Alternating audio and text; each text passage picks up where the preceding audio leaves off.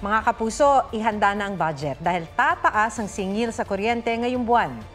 Mahigit 2 piso kada kilowatt-hour yan ayon sa Meralco. Katumbas yan ang mahigit 400 pesos sa mga kumukonsumo ng 200 kilowatt-hour sa isang buwan. Ayon sa Meralco, pinakamalaking ambag sa dagdag singil ang pagtaas ng generation charge, transmission charge at buwis. Ibig sabihin mula sa 9 pesos and 45 centavos noong nakaraang buwan, magiging 11 pesos and 60 centavos per kilowatt-hour na ang electricity rate ngayong Hulyo. Bukod sa tumaas na generation charge, babayaran na rin ng consumer ang deferred payment na 77 centavos per kilowatt-hour na ikakarga sa electric bill kada buwan mula Hunyo hanggang Setyembre.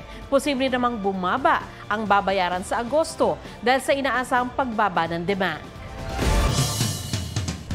Huwag magpahuli sa mga balitang dapat ninyong malaman. Mag-subscribe sa GMA Integrated News sa YouTube.